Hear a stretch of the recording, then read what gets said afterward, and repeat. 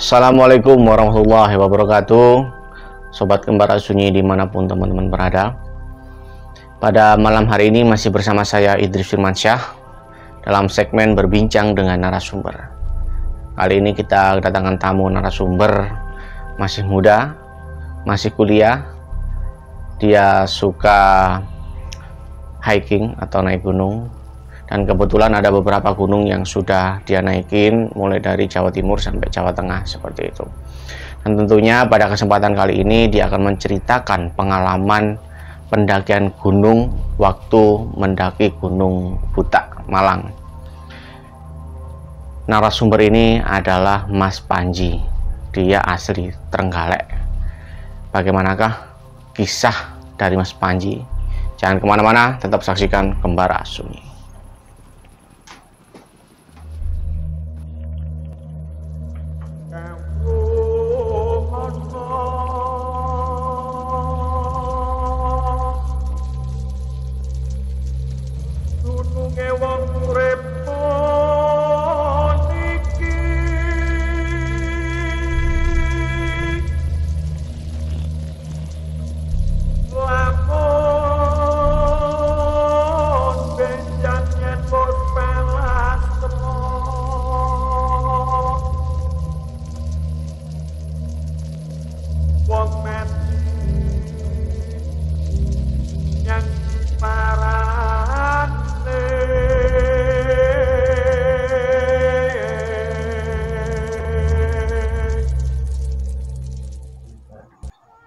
Oke, assalamualaikum warahmatullahi wabarakatuh, Mas Panji. Waalaikumsalam warahmatullahi wabarakatuh. Iya, gimana kabarnya ini Mas Panji? Alhamdulillah baik. Sibukan apa kesibukan ini? Alhamdulillah saya masih kuliah semester 6. Kuliah ya. Biasanya teman-teman kuliah ini kalau nggak kuliah ya juga ikut UKM. Ngomong-ngomong ikut UKM apa ini? Wah, kalau saya sukanya itu olahraga, Mas. Olahraga ya? Iya. Termasuk naik gunung kan juga olahraga? Termasuk itu. Pernah naik gunung kemana aja ini? Alhamdulillah juga saya pernah ke Lawu, saya pernah ke Butak, Pundak, dan juga Penanggungan. Sepertinya dari pengalaman naik gunung ini banyak cerita-cerita ini kayaknya. Menarik untuk dibagikan mungkin ya. Kira-kira yang paling berkesan gunung mana ini? Kalau dari saya pribadi itu paling sangat berkesan itu dari Gunung Butak. Butak.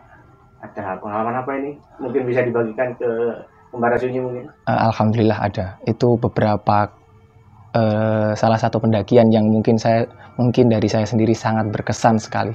Soalnya baru pertama kali saya merasakan hal itu di gunung. Tapi untuk naik gunungnya pertama kali apa sekian kali yang di Butak ini? Udah kira-kira udah berapa kali lah ke situ. Oh, tapi yang lumayan berkesan ya di Butak ini ya? Iya, jadi lumayan berkesan sekali di situ. Oke, gimana ini ceritanya Mas? Bisa dibagikan mungkin? Oke, jadi untuk awal mula itu saya itu kan di bulan Januari itu tahun 2021 itu saya kan waktu itu udah libur, jadi kuliahnya udah libur, saya enak di rumah. Nah, pada suatu saat hari Rabu sekitar tanggal 5 kalau enggak 6 Januari itu saya tiba-tiba di WA sama teman saya namanya Fahri, tapi saya panggilannya Ustadz. Nah, si Ustadz itu tiba-tiba WA terus bilang ke saya, ayo ikut naik gunung. Nah, saya tanya lagi, gunung apa gitu? Gunung Butak. Butak itu mana gitu? Budak itu Batu, Malang.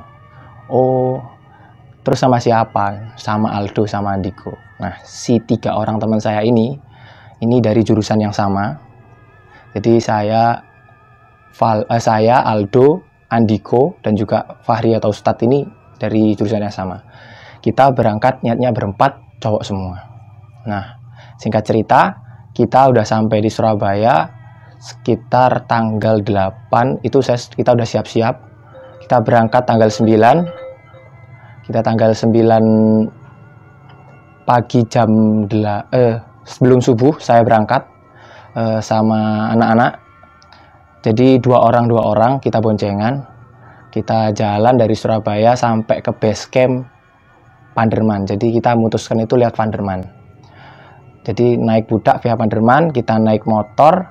Nah, di jalan itu sempat kita itu selalu beriringan kan naiknya. Nah, pada waktu kita sampai di alun-alun Batu, ternyata si teman saya Aldo sama Andiko ini ketinggalan. Jadi saya sama Ustadz dan Aldo sama Andiko. Nah, si Aldo sama Aldiko itu ketinggalan gara-gara macet katanya itu. Udah kita tunggu hampir 1 jam di alun-alun Batu tapi nggak nyampe. Kita putuskan untuk lanjut aja ke base camp Panderman. Kita nyampe, kita makan, aku sama Ustadz tuh makan pecel dan minumnya teh hangat. Mereka juga belum datang, hampir kira-kira 2 jam. Estimasi waktu kita jam 8 sampai base camp. Ternyata mereka jam 9, setengah 10 baru nyampe base camp. Ternyata kenapa? Pada waktu tanjakan, motor mereka itu nggak kuat. Sampai mereka itu dorong, bener-bener didorong, digas pun nggak bisa. Jadi dia itu dorong sambil naik ke atas. Sampai tekan parkiran base camp Panderman.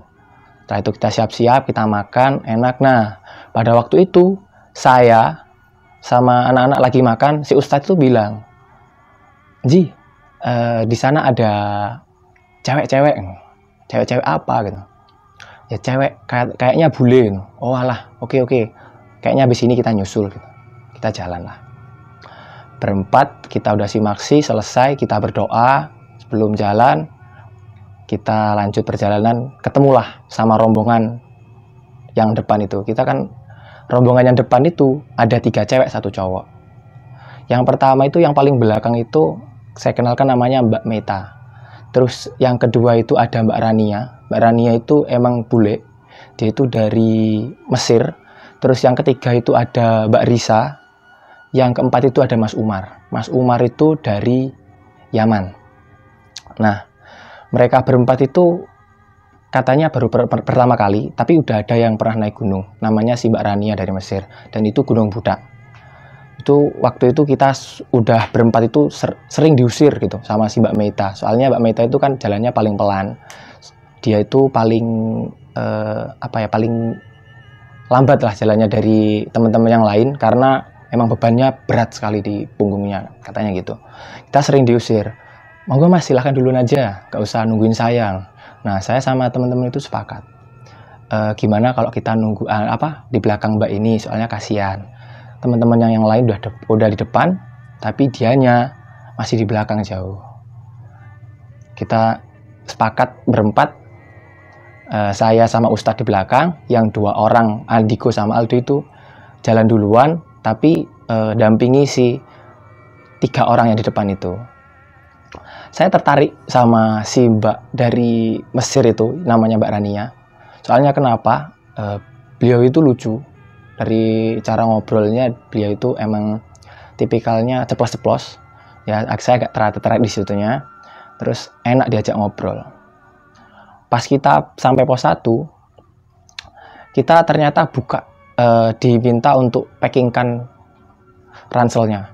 Dan kita buka, dari saya, Fahri itu buka ranselnya. Isinya itu bener-bener bukan persiapan buat pendakian gunung, tapi buat camp ceria. Wah, saya agak miris gitu. Karena ya kok gunung dibuat main-main gitu. Terus kita packingkan, ya udah kita putuskan buat gabung sama tim mereka. Jadi leadernya dari tim kami berempat cowok itu adalah Ustadz. Nah, dari sana itu leadernya si Mbak Rania. Setelah itu kita jalan ke pos 2. Jalan ke pos 2 itu nggak ada halangan apapun. Ya kita jalan santai. Tapi ya tetap Mbak Meta paling belakang. Terus saya sama Mbak Rania itu depannya. Depan lagi Aldo, Andiko, Mbak Risa sama Sumar. Kita jalan sampai pos 2. Itu udah misah. Nah, dari pos 2 ke pos 3 itu ada namanya hutan lumut. Di hutan lumut itu bener-bener kita misah. Jadi 2 orang Mbak Meta sama Ustadz di belakang, saya sama Mbak Rania, dan yang 4 orang lagi di depan. Entah itu mereka sampai pos 3 duluan atau enggak, saya nggak tahu. Nah, di sela-sela di hutan lumut itu, saya kan sempat cerita sama Mbak Rania. Jadi beliau itu ngasih tuturan dari adat istiadat Mesir. Jadi kayak kalau di Mesir itu sholatnya itu kalau nggak pakaiannya bersih, terus kitanya nggak bersih, itu nggak bisa sholat. Maksudnya itu kayak nggak sempurna gitu. Pengennya itu semuanya itu bersih. Nah, itu kasih tuturan gitu sampai hadisnya sekalian. Terus aku ya agak, wah ini kayaknya bagus buat saya saya tiru gitu. Tapi itu bener-bener bukan saya gitu. Ya udah, ternyata saya tiru, saya nggak sholat duhur, saya nggak sholat asar, tetap jalan aja itu. Kita sampailah di pos 3. Di pos 3 itu banyak sekali monyet. Di situ sudah sampai duluan itu 4 orang tadi. Tinggal saya, Mbak Rania, Mbak Meta, sama Ustadz. Setelah saya datang, baru Mbak Meta sama Ustadz itu datang. Baru saya duduk 5 menit. Saya makan, saya minum. Nah, yang tadi udah datang duluan tiba-tiba naik ke atas. Pas mereka itu naik ke atas, aku otomatis itu kayak merasa, loh, kok udah mau naik, kita aja baru duduk gitu lah. Ikut ya. Kayak ada panggilan hati buat ikut aja. Ya wes, aku ikut rombongan gitu. Jadi kita misal lagi jadi 2 tim. Yang pertama tim 1 itu saya, Mbak Risa, Mbak Rania, Mas Umar, Andiko. Itu tim pertama. Soalnya kenapa? Alasan yang pertama, Mbak Rania itu nggak bisa. Jalan itu terlalu lama berhenti, terus pelan-pelan itu nggak bisa. Jadi harus jalan cepat, habis itu berhenti, jalan cepat lagi, berhenti bentar, kayak gitu terus. Nah, terus yang tim kedua, itu ada Aldo, ada Ustadz sama Mbak Meta. Mereka di belakang, kita jalan duluan. Di tengah jalan kita berpawasan banyak sekali pendaki juga. Sampai kita itu belum sampai Sabana, targetnya itu Sabana, kita engkemnya. Belum sampai Sabana kita udah malam. Sekitar jam 7 malam, itu kita dari yang 5 orang di depan itu merasa dinginan. Nah, kita khawatir sama temen laki-laki saya yang 2, yang si Ustadz sama Aldo. Soalnya mereka nggak bawa jaket kan. Jadi kita khawatir, kita titipkan sama pendaki yang turun. Alhamdulillahnya pendaki itu ada yang turun. Tapi sayangnya mereka itu nggak sampai puncak. Soalnya kenapa? Ada yang cedera. Jadi ada yang keseleo sampai dibawa turun, digendong. Kita titipkan lah jaket 2 itu. Ternyata nggak tahu sampai apa tidak sampai bawahan. Kita tetap naik. Singkat cerita, kita sampai di Sabana itu sekitar jam 8, setengah 9, jam 8 malam lah. Sampai Sabana udah keadaan dingin, semuanya udah kedinginan. Aku kan langsung ngambil keputusan. Gimana kalau kita langsung aja bikin tenda, kita buat kopi buat menghangatkan diri, baru kita mikirin teman-teman kita yang di bawah gitu. Nah, di situ aku sempat ada cekcok sama temanku. Antaranya dia takut sendirian, saya kan soalnya kan aku mau dirian tenda, terus dia tak suruh ambil air, tapi dia nggak mau. Antara takut apa tidak saya juga nggak tahu, tapi dia maunya ada teman gitu. Terus akhirnya aku yang nemenin dia. Nah, terus saya tanya ke Mbak Ri, Mbak, ini ada nggak Mbak yang bisa dirikan tenda? Ada kok Mas, ini Mbak Rania bisa gitu. Oke Mbak, tolong ya Mbak didirikan, saya tak ambil air. 2 botol saya ambil air. Kita ke sumber di Sabana, balik-baliknya sampai ke Sabana, nggak ada satupun tenda yang berdiri. Ya langsung aja aku ambil keputusan, ya udah Mbak, kok nggak berdiri ini gimana Mbak? Kita udah kedinginan kayak gini, kita mending buat kopi ya. Nah, Mbak Ri juga gitu, cuma diem sama Mbak Riani. Soalnya Mbak Rania udah kedinginan, Mbak Ri kedinginan, si Mas Umar juga kedinginan. Jadi bertiga itu udah diem, nggak ngapa-ngapain. Dan karena mereka itu udah fisiknya udah down karena bawa barang bawaan mereka yang terlalu banyak. Terus saya sama Andiko mendirikan 2 tenda. 1 tenda isi 4 orang, 1 tenda buat 2 orang. Udah tenda berdiri, saya bikin kopi. Saya belum sempat istirahat. Saat itu teman-teman sudah tak suruh masuk duluan. Udah masuk tenda dulu aja, nggak apa-apa. Tak tungguin anak-anak yang di belakang gitu.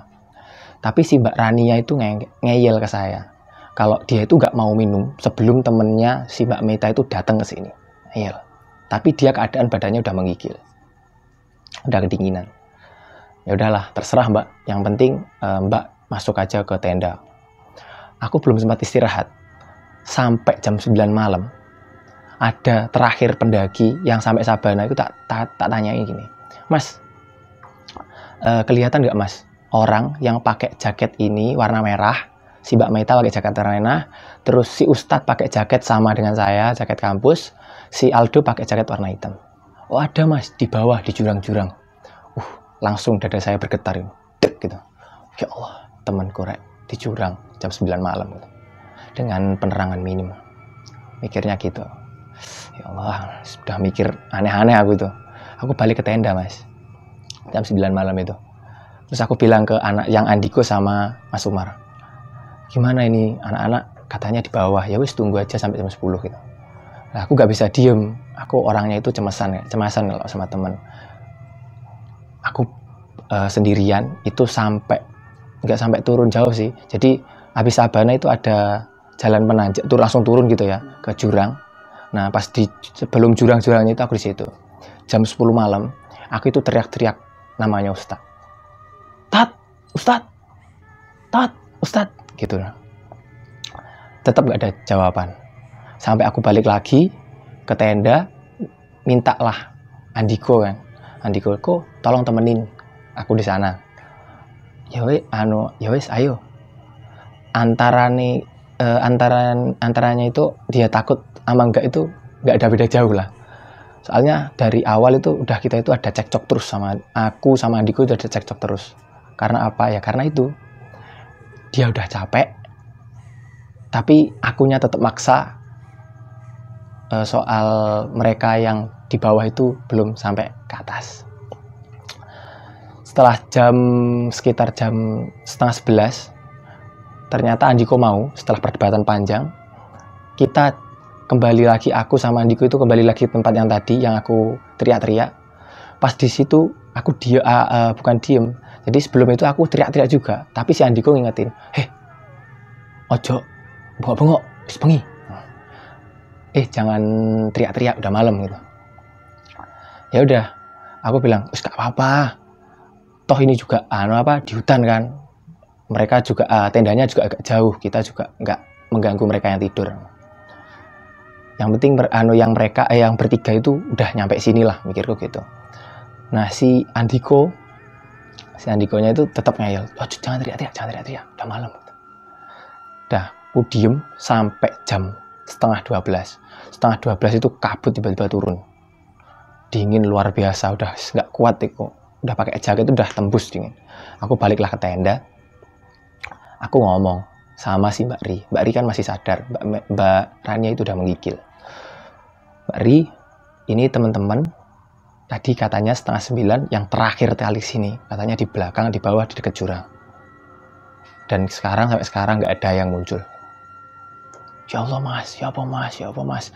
Udah mikirnya udah kalang kabut antara teman kita itu kemana, entah itu dibawa apa, nggak ada yang tahu. Pokoknya intinya kalang kabut di situ. Ternyata si Mbak Rania itu dengar percakapanku sama Mbak Ri.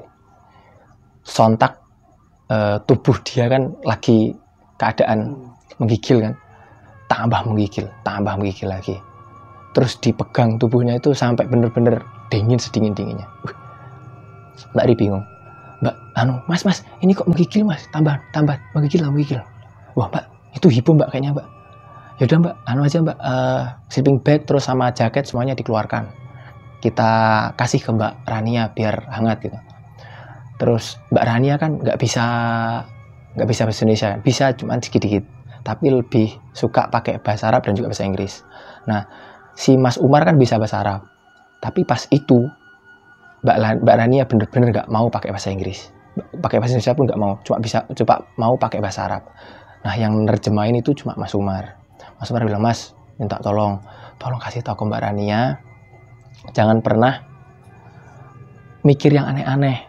Kamu percaya teman-temanku itu orang baik, kita itu dipertemukan di sini karena kalian itu baik-baik semua, makanya kita dipertemukan oleh Allah di sini buat nolongin kalian gitu. Aku bilang gitu. Hampir 1,5 jam Mbak Rania itu menggigil, belum bisa ditanyain. Jam sekitar 1:30 beliau baru sadar. Pas sadar dia itu bisa ngomong pakai bahasa Indonesia. Bilang, Mbak gimana keadaan Mei di bawah gitu. Kan pas dia menggigil, aku itu tadi minta minyak kayu putih ke tenda sebelah. Tadi katanya tenda sebelah itu mereka mendirikan tenda di bawah, udah enak, nggak usah mikir lagi. Mari kita istirahat buat besok. Beneran tak ini, beneran tak, beneran. Si Mbak Rania tetap ngeyel gitu. Tak bilang, iya Mbak, beneran. Kita istirahat aja. Udah, kita tunggu. Kita sebelum istirahat itu kita makan dulu, makan mie, terus minum minuman hangat gitu. Kita tidur lah. Tapi aku nggak bisa tidur. Aku itu tidur paling akhir. Saya jam 2 baru tidur. Dan niatku 2:30 udah bangun, atau jam 3 lah. Tapi ternyata ya emang Allah itu masih sayang sama saya. Jam 4 saya baru bangun. Soalnya kenapa, emang tubuh saya waktunya istirahat. Jam 4 saya baru bangun, langsung berdiri ya. Itu nggak sholat subuh, nggak ngapa-ngapain. Langsung berdiri, langsung cari tenda sebelah. Gimana sih? Ada orang nggak yang mendirikan tenda warna biru? Aku keliling-keliling ke daerah Sabahan itu nggak ada tenda warna biru itu. Aduh, kok belum datang, mereka kemana? Sampai jam 6 pagi, aku sampai mutusin gini, Rek, jadi kalau sampai mereka nggak datang ke sini jam 8, kita turun. Kita bongkar, kita turun. Kita tunggu sampai 7:30, kok belum turun-turun. Nah, sudah siap-siap, aku udah mau turun. Tiba-tiba jam 8, pas, aku kelihatan Ustadz sama Aldo. Dia naik. Nah, pas aku bertemu pertama kali, baru lihat mereka, baru kita kira-kira jarak 1-2 meter lah. Ustadz tiba-tiba bilang gini, Ji, tadi malam kamu manggil aku ya? Jam 10. Sontak aku langsung deg gitu. Aku belum bicara apapun sama Ustadz. Maaf, merinding saya. Itu jam 10 malam kan, dia bilang gitu katanya. Pas jam 10 malam. Aku deg gitu. Loh, kamu tahu dari mana? Loh, iya ta? Bener ta? Iya bener. 10 malam memang aku teriak-teriak di bawah. Tapi aku mau naik dari bawah sampai sini itu sekitar 1,5 jam sampai 2 jam. Loh, berarti jauh lah tendamu. Ya emang jauh kita. Kok bisa dengar gitu? Waduh, ya Allah. Kok masa ada yang nerusin gitu loh. Padahal saya teriaknya itu jam 10 malam dan dia juga merasa jam 10 malam. Pas itu dia cerita gini. Waktu itu jam 10 malam, aku itu ngerasa kamu itu lagi senter-senter di dekat tenda. Terus sambil panggil-panggil, Tat, Ustadz, Tat. Ya pakai logatku, pakai suaraku. Tat, Ustadz. Terus si Ustadz itu tiba-tiba bangun, langsung nyari, Ji, gitu. Ternyata nggak ada orang. Pas di situ, dia cerita pas kita lagi masak mie, mau summit kan gitu. Masak mie, dia cerita di situ. Aku langsung sontak ya, kok ada yang nerusin sampai bawah, siapa gitu. Udahlah, nggak apa-apa. Mungkin cuma halusinasi mikirku gitu. Ya udahlah, kita persiapan, kita summit. Jadi yang summit itu aku, Andiko, Aldo, Ustadz, Mas Umar sama Mbak Ri. Mbak Rania nggak ikut. Soalnya kenapa? Beliau tetap ngeyel mau turun ke bawah karena di bawah itu Mbak Mei cuma makan makanan ringan dari semalam. Belum makan roti, belum makan mie dan sebagainya. Soalnya kompornya di atas semua. Tetap ngeyel turun di bawah. Ya udahlah, terserah Mbak. Terserah sampean, leadernya kan sampean, aku bilang gitu. Ya udah, beliau turun, kita naik. Summit, kita senang di situ. Intinya adalah kenikmatan tersendiri dari situ. Soalnya emang bener Mbak Risa, terus Mas Umar itu baru pertama kali naik gunung. Si Aldo pun juga pertama kali. Kalau nggak sampai puncak itu kayak nggak, belum ada sensasinya gitu kan. Terus kita turun dari puncak itu sekitar jam 12 siang. Kita turun dari puncak, kita bongkar-bongkar tenda sampai jam 2 siang lah. Kita jam 2 siang barulah kita turun ke bawah, ke tenda yang bawah, tenda biru. Aku ngitung, emang bener-bener ngitung. Gara-gara omongan Ustadz tadi malam itu. Tadi pagi itu aku ngitung berapa jam sih ke bawah sampai tenda. Itu keadaan aku itu agak lari-lari kecil kan. Jadi aku turunnya itu agak lari. Itu kira-kira setengah jam lebih dari Sabana, tenda mereka. Aku mikir pasti tenda itu, jangan bener-bener diem aku. Jarak segini jauhnya, kok bisa suara saya nyampe gitu? Dari mana ini suara saya? Jam 10 malam. Udah itu aku cuma diem mikirin ini gue. Nah, aku mikirku gini, jangan sampai kita turun siang. jam 3 paling nggak kita turun. Soalnya kenapa? Kalau sampai kemalaman takutnya ada apa-apa gitu. Ternyata rencanaku itu hanya rencana belaka. Teman-teman masih enak-enak santai, masih enak-enak makan-makan dan sebagainya. Kita jam 4 mau setengah 5 kalau nggak salah, baru turun. Nah, estimasi kan saya naiknya itu kira-kira jam 10 malam. 10, kira-kira 6-7 jam. Sampai jam 8 kan kira-kira. Itu kira-kira aku naiknya segitu kan. Itu dari pos base camp sampai Sabana. Dan itu berhentinya lama banget. Saling tunggu-menunggu. Dan ini aku turun kan. Dari pos.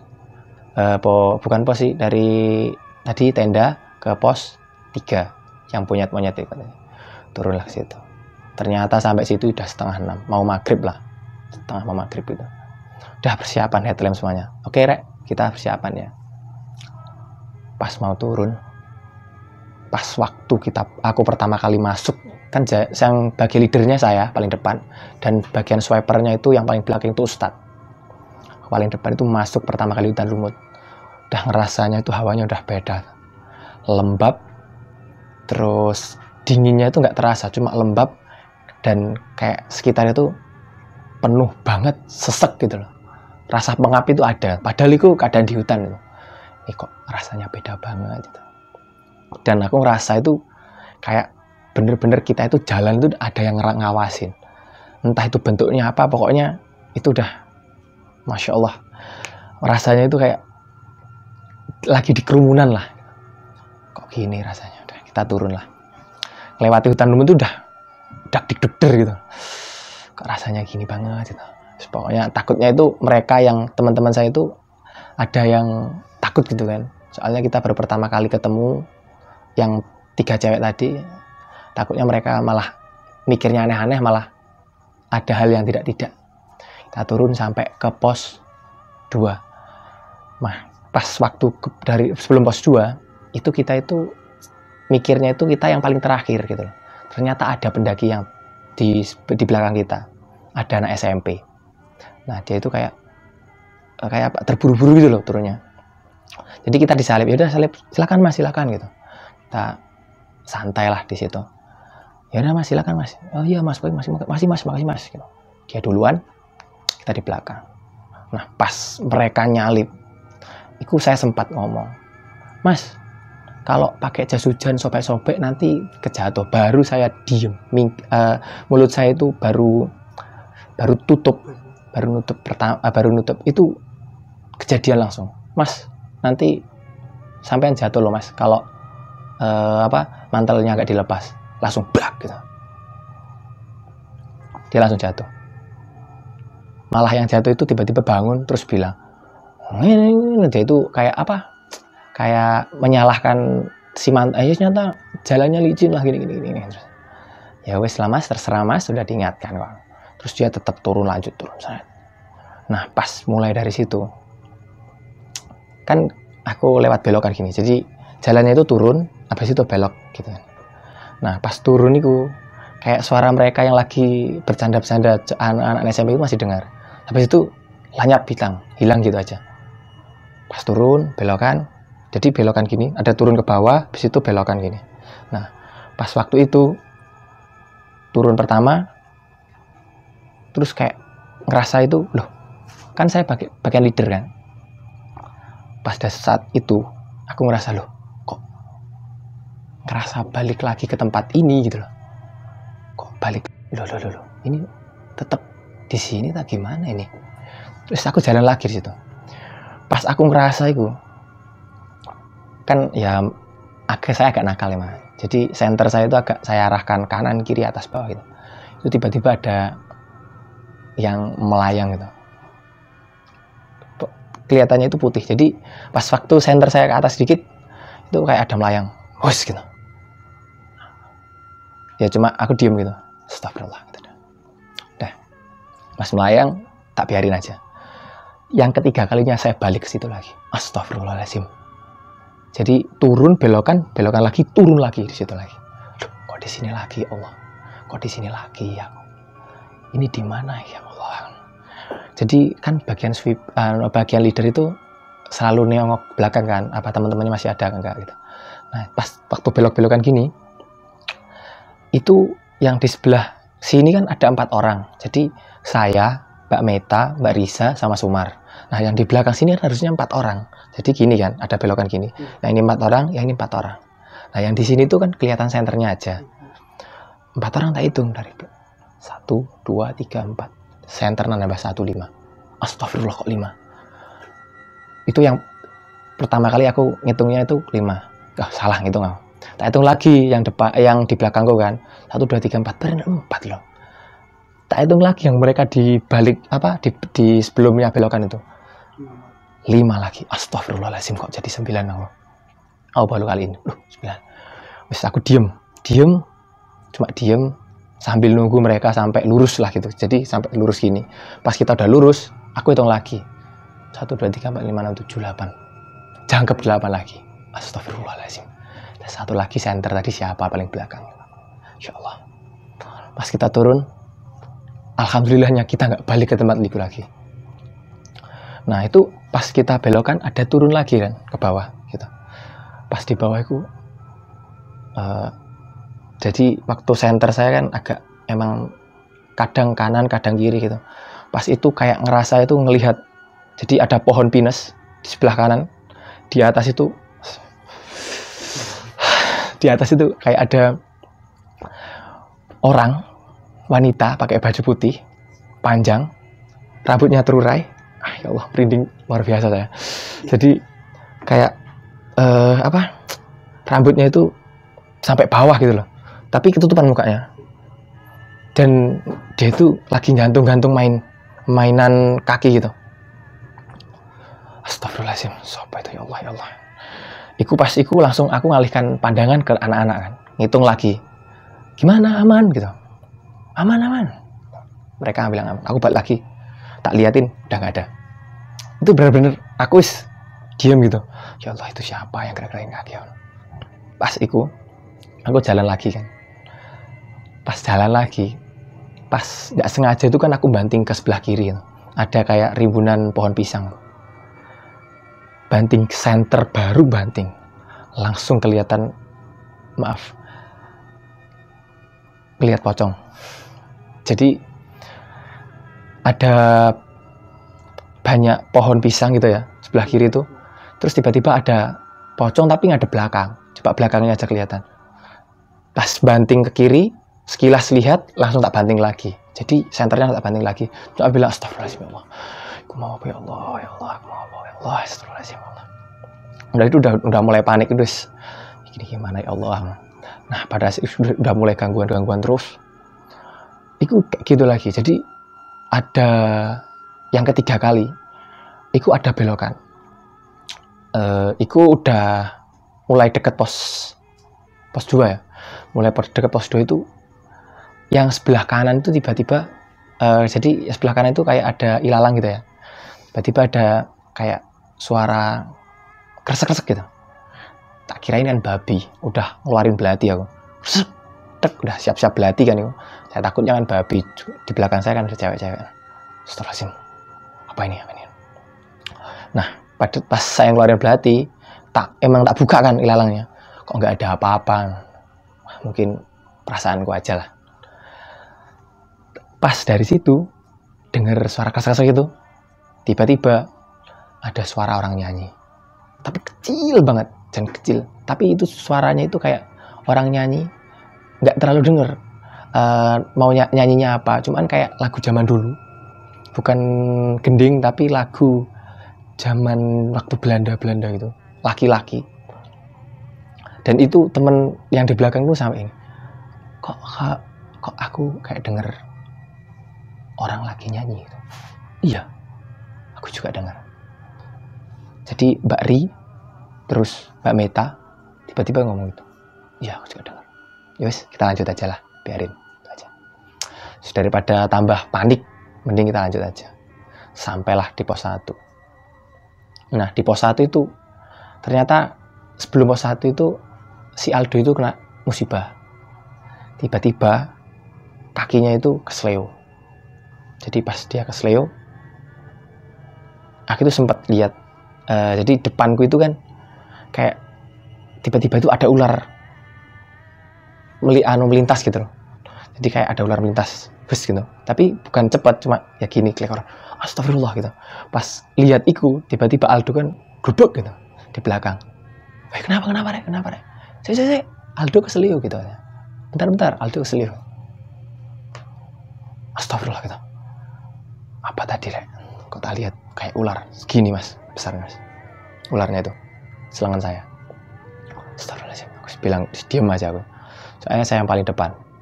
Terus aku jalan lagi. Pas Aldo udah dibenerin kakinya sama si Ustadz, kita jalan lagi pelan-pelan sampailah di pos 1. Kita ada 2 plan, lanjut atau kita ngecamp di situ. Dan itu keadaan udah sekitar jam 10 malam. Itu luar biasa itu. Harusnya turun dari pos 1 ke pos 2 ke pos 1 itu nggak sampai 2-3 jam, nggak sampai. Paling 1 jam udah nyampe. Dan itu kita menempuh 2-3 jam kayak naik. Astagfirullahaladzim. Situ udah capek kan. Udah capek, benar-benar capek. Terus ternyata si Mbak Ri itu nggak bisa lama-lama naik gunung. Soalnya besok mau kerja katanya. Ya udah terpaksa kita harus jalan pulang. Tetap lanjut. Ya udah lanjut ya. Ya wes kita ubah. Aku, Aldo, belakangnya Mbak Meta, belakangnya Mbak Risa. Dan yang lain di belakang. Ustadz tetap paling belakang. Pas saat pulang itu gangguan tetap ada. Yang pertama, pas kita jalan, baru pertama jalan, aku tengok ke belakang itu, tepat di depan, kayak kan ada belokan gini ya, jadi belokan terus turun gitu. Kayak yang di atas cuman beda itu dari pos 1 ke base camp, ada belokan gitu. Nah, jadi anak-anak itu masih di belakang sini. Yang udah mau turun itu kira-kira ada 3 anak lah. Aku tengok ke belakang, pas banting ke belakang. Astagfirullah. Itu ada bener-bener kelihatan pocong, tapi mukanya itu hitam. Dan bener-bener hitam. Kayak hitam hancur gitu. Tapi aku nggak sampai ngelihat mukanya, cuma sekilas gitu dong. Jadi senterku itu nggak sampai nyentuh mukanya, cuma seginilah ke bawah sini. Jadi dari posisi pinggang sampai ke bawah aja senter. Cuma kelihatan sekilas gitu hitam hancur. Astagfirullahaladzim, apa tadi? Wah, aku udah pas nyorot ke pocongnya, langsung saya turunin senternya. Astagfirullahaladzim, apa ya Allah. Terus udah kalang kabut udah. Bingung antara nih saya panik terus capek, semuanya campur aduk di situ. Pas waktu itu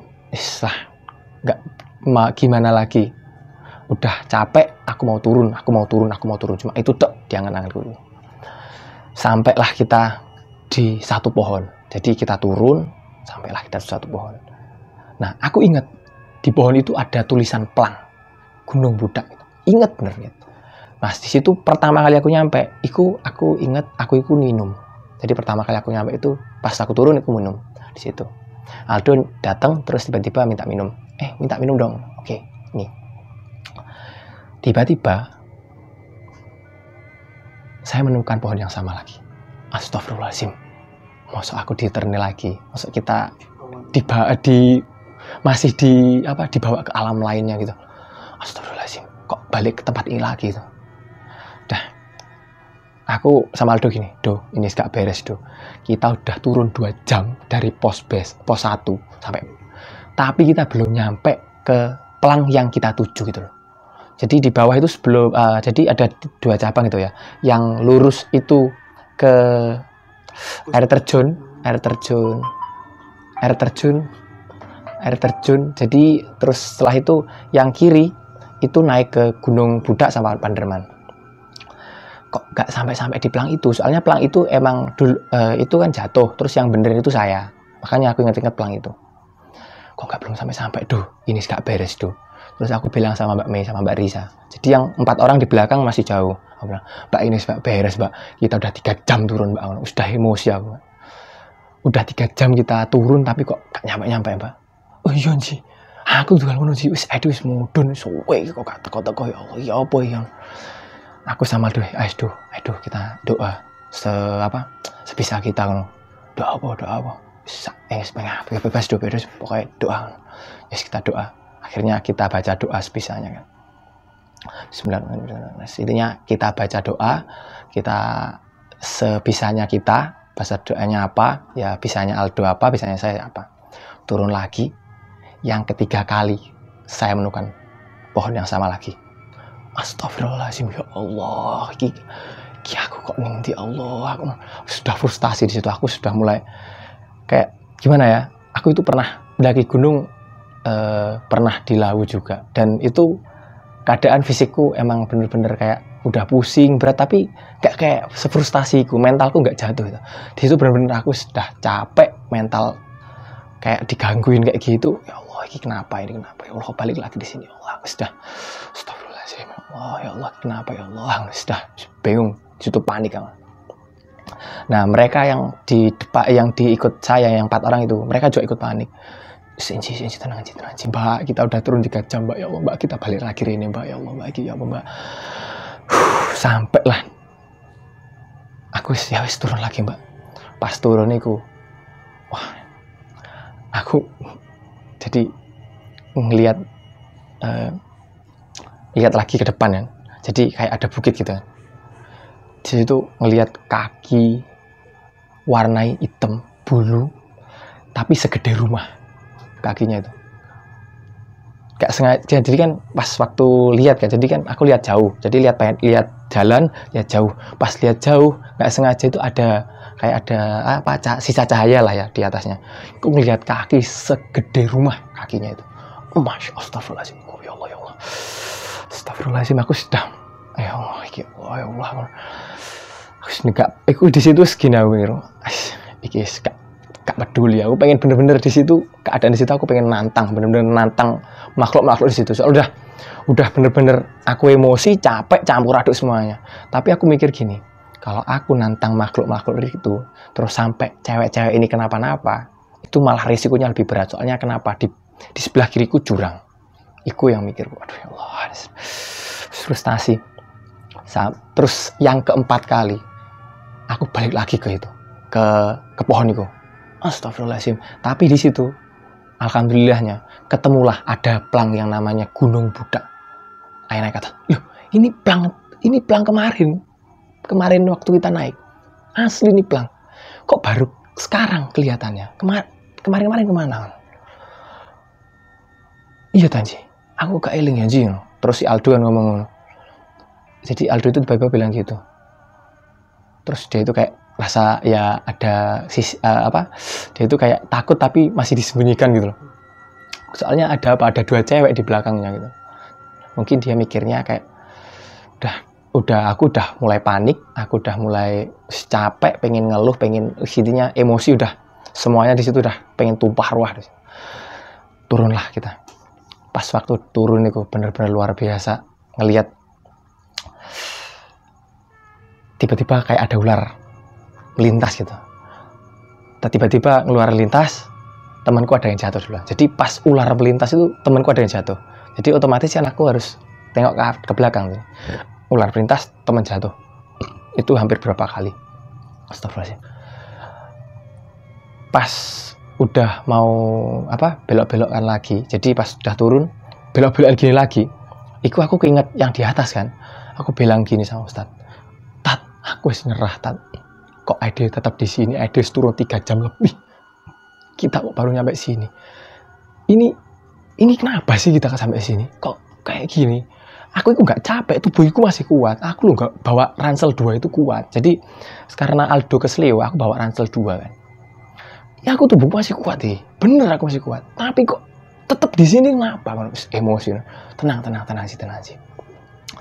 Terus itu pas nyampe ada tikungan, ada cabang gitu ya. Ini kemana? Kanan apa kiri? Lah, itu bingung. Jadi 8 orang itu bingung semua. Aku sama Ustadz gini, ya Ustadz, aku ngiri, kamu kanan. Oke, ya wes. Kita mencah kan. Nah, akulah yang menemukan pelang pertama kali yang awal waktu naik itu aku benerin. Hei, Rek, ini di sini pelangnya. Oh iya, ya wes lihat sini. Pas aku ketemu udah, aku duduk di situ diem nunduk sambil agak merebes gimana gitu, kayak ada terharunya gitu ya. Ya Allah, aku sih selamat ya Allah, astagfirullahaladzim. Astagfirullahaladzim. Sudah istighfar banyak banget aku di situ. Nah, pas di situ teman-teman pada turun, ikut turun, pada panik kan, Ji gitu. Kok dicariin saya kok nggak ada suaranya. Aku sudah itu istighfar sebanyak-banyak mungkin. Pas aku turun, mereka turun, nemuin aku kan, lagi tengkurap gini, itu udah istighfar, udah bener-bener haru posisinya, bener-bener ya Allah, maksud aku tetap di hutan ini sampai pagi ya, keadaan aku capek. Itu posisinya itu udah jam 1 malam. Jam 1 malam. Itu belum sampai base camp. Udah jam 1 malam. Udah kita dikit lagi nyampe. Udah siku aku udah agak lega kan di situ. Turun terus agak lari-lari kecil gitu. Sampailah di base camp. Pas sampai base camp itu kan aku cerita. Jadi sebelum base camp itu sempet aku, Mbak Ri, Mbak Meta, Aldo, Mas Umar itu nemukan uang 2000 di atas batu. Dan itu posisinya itu uangnya itu kayak ya benar-benar taruh situ gitu loh. Uang apa ini? Terus si Mbak Meta bilang, jangan diambil, biarin aja. Ya wes kita turun aja. Si Mas Umarnya itu bilang, enggak apa-apa, aku enggak percaya gini wes Mas. Ini kan kita kan di bumi Jawa, bukan di Yaman. Di mana bumi dipijak, di situ langit dijunjung. Kamu harus menghormati adat istiadat di sini, aku bilang gitu. Ya wes kita turun. Itu sampai base camp, aku cerita sama anak-anak, Tat, aku mau ketemu iki. Alah, kamu wis halu ini. Tetep halu. Aku ikut depan, aku ikut bagian leader gitu loh. Dan kalian itu lihat bawah, lihat kaki gitu. Dan aku itu lihat semuanya gitu. Sampailah aku itu bener-bener geram kan sama anak-anak. Aku turunlah ke bawah, ke warung bawah kan. Terus aku ketemu sama anak-anak SMP tadi, tak tanyain, Mas, Salman tadi turun, enak tak Mas jalan Mas? Enak Mas. Terus gimana Mas? Mas, aku tadi turun Mas, ketemu kuntilanak Mas. Aku beneran tak Mas? Serius Mas, beneran Mas, aku nggak bohong Mas. Jadi si Mas yang paling leader itu juga paling leader, dia bilang, aku ketemu kuntilanak Mas. Tiba-tiba gantung di sana. Astagfirullah. Bilang gitu sih Masnya itu yang satu. Terus yang Mas satu lagi bilang, aku Mas ketemu pocong Mas, larinya hancur Mas. Di mana itu Mas? Ya pas turun di Mas, di dekatnya pisang-pisang. Masya Allah. Aku nggak tahu ya pisang-pisangnya namanya, pokoknya dekat pisang-pisang. Ya itu aku bilang, Masya Allah. Aku belum cerita loh. Itu aku belum cerita. Aku itu di sana ngapain? Tiba-tiba cuma mancing aja. Mereka lihat apa gitu di situ. Nah, pas aku mancing-mancing, mereka buka semuanya. Mereka ketemu genderuwo, ketemu kuntilanak, ketemu pocong. Astagfirullahaladzim. Terus ya aku ceritain lah kejadian pas turun tadi. Nah, jadi pas aku turun tadi ada yang kelewat satu lagi. Jadi pas aku setelah tadi pohon yang ketemu tanda itu, pas aku turun tuh ada kayak tuh ngelihat ada sebuah pohon. Jadi pohon-pohon berjajar itu kayak ada gapura gitu. Jadi pohon itu bentuk, loh kok pohonnya bentuk gapura gitu. Ini gapura apa ya Allah? Yes, mungkin kayaknya firasatku kayak ini gapura yang mau pintu keluar kita dari selama ini kita diputar-putarkan di situ. Aku bilang gitu. Yes, kita jalan aja. Pas keluar di situ, pas aku deketin gapura pohon-pohon itu kayak hilang gitu. Jadi kayak gapura tadi itu kayak dari jauh kelihatan, tapi udah deket itu kayak, loh mana gapuranya tadi? Kayak nggak ada itu. Yes, sampailah pas bawah. Terus aku ceritain kan sama yang anak-anak SMP tadi, gini Mas ceritanya gini. Abi, ya udahlah, mau gimana lagi Mas, namanya juga kita nggak tahu, yang penting kita selamat sampai sini, alhamdulillah. Nah, habis itu kan kita sama timku kan berempat cowok semua, itu kita memutuskan untuk menginap dulu 1 malam, baru besoknya kita pulang balik ke Surabaya. Nah, yang 4 orang ini nekat tetap turun ke bawah buat pulang ke rumah masing-masing. Tapi sebelum itu kita sempat tukeran Instagram lah, biar nanti kalau ada kontak mau naik gunung lagi, ikut tinggal kontak aja gitu. Terus pas turun, ya udah mereka turun, kita tidur duluan. Nah, pas waktu kita kontak-kontak, jadi Mbak Rania itu cerita ke Mbak Risa. Kalau pas naik gunung, dia itu tepat halangan. Jadi pas naik gunung dia itu halangan. Astagfirullah. Dan wah ya Allah. Dan posisi itu aku bener-bener sama sekali nggak sholat. Jadi waktu aku naik di duhur, jadi jam 10 kan, sampai pos 1 kan setengah 12 itu, sampai pos 2 aku nggak sholat sama sekali, dan sholatku tak jamak gitu loh. Jadi tak jamak paling akhir. Jadi setelah turun, subuhnya baru tak jamak. Subuh pas aku tidur kan, subuh tak jamak. Semuanya tak jamak sampai akhir. Kayak gitu. Itu sih untuk pengalaman saya dari Gunung Budak. Iya, Mas Panji, dari luar biasa ya mungkin pengalaman barusan ya. Dari pengalaman tersebut Mas Panji, kira-kira hikmah atau pesan apa yang mau disampaikan atau yang Mas Panji bisa ambil dari kejadian tersebut, Mas Panji? Kalau dari saya sendiri, hikmah dari pendakian itu yang pertama, jangan pernah tinggalkan sholat. Kalau saya kan agama Islam ya, saya jangan pernah tinggalkan sholat dimanapun dan kapanpun. Bukannya saya menyalahkan aturannya dari Mbak Rania, enggak. Tapi saya punya guru sendiri, kiai sendiri, dan saya diwajibkan untuk sholat dimanapun, kapanpun posisi saya. Kalau saya keadaannya suci, bersih, ya sholatlah gitu. Kata guru saya dulu, sholatlah sebelum kamu disolati, katanya gitu. Dan satu lagi, kalau naik gunung pas halangan, jangan pernah naik gunung pas halangan untuk kaum hawa. Itu saja pesan dari saya. Ya mungkin kalau lagi halangan itu bisa mengundang makhluk-makhluk gitu, seperti itu mungkin ya. Iya Mas. Ya mungkin terima kasih Mas Panji ya sudah berbagi pengalamannya dengan kami Kembar Sunyi. Mudah-mudahan bisa diambil hikmahnya, bisa diambil pelajarannya oleh teman-teman semua, dan tentunya kita ke gunung itu untuk niat yang baik-baik juga. Iya benar. Ya. Ya. Terima kasih Mas Panji, sampai jumpa lagi, salam sama teman-teman Mas Panji. Makasih Mas.